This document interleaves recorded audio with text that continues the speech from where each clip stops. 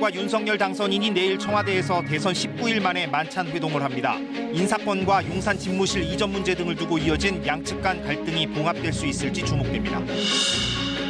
한미 두 나라가 북한이 발사한 대륙간 탄도미사일이 기존의 화성 15형이라고 잠정 결론 낸 것으로 알려졌습니다. 북한이 풍계리 핵실험장 갱도 복구에 속도를 내고 있는 정황도 포착됐습니다. 러시아가 바이든 미국 대통령의 폴란드 방문에 맞춰 폴란드에서 가까운 우크라이나 르비우를 공격했습니다.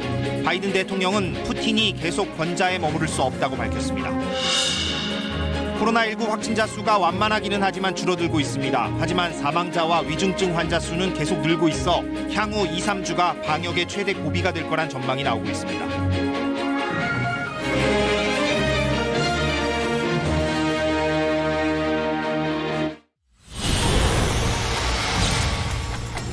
문재인 대통령과 윤석열 당선인이 대선 이후 19일 만인 내일 만찬 회동을 갖기로 했습니다. 집무실 이전 문제 등으로 꼬인 전국의 실타래가 풀릴지 주목됩니다. 북한이 4년 전 폭파한 핵실험장 갱도를 복구하는 데 속도를 내고 있습니다. 한두 달이면 핵실험이 가능할 걸로 분석되고 있습니다. 바이든 미 대통령이 푸틴 러시아 대통령을 향해 권좌에 계속 남아있을 수 없다며 정권 교체를 시사하는 발언을 했습니다. 크렘린 공측은 즉각 반발했습니다. 코로나19 신규 확진자는 나흘째 30만 명대로 감소세를 보이고 있습니다. 하지만 고위험군인 60세 이상 고령층 확진자 비율이 석 달 만에 20%를 넘어섰습니다.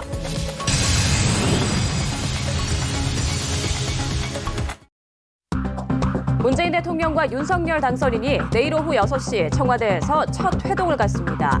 회동은 청와대 상춘제에서 만찬 형식으로 이루어지며 유영민 대통령 비서실장과 장제원 당선인 비서실장이 배속합니다.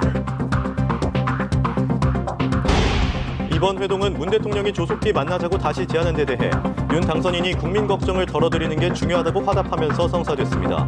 청와대는 이번 회동이 정해진 의제 없이 허심탄회하게 대화하는 자리라고 설명했습니다.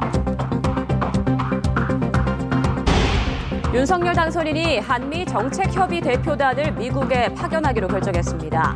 박진 의원을 단장으로 하는 대표단은 미 행정부와 의회 주요 인사들과 만나 한미 동맹과 북한 문제 등을 폭넓게 협의할 전망입니다. 북한이 함경북도 풍계리 핵실험장에서 새로운 복구 활동을 벌이는 정황이 포착된 것으로 알려졌습니다. 이르면 다음 달 중으로 7차 핵실험을 단행할 것이란 전망이 나오고 있습니다. 코로나19 신규 환자가 나흘째 30만 명대를 유지하면서 정부는 유행이 정점을 지나 완만한 감소세로 돌아선 것으로 보고 있습니다. 하지만 국내에서도 스텔스 오미크론이 확산하면서 불확실성이 커지고 있는 가운데 정부는 내일 코로나19 유행 전망을 발표할 예정입니다. 춘분이 지나고 맞이한 첫 휴일, 도심 교외 들과 산에는 상춘객들로 붐볐습니다. 봄 기온이 물씬한 북한 산에는 등산객들의 발길이 이어졌고 용인 에버랜드에는 관람객들이 꽃구경을 하며 봄 기온을 만끽했습니다.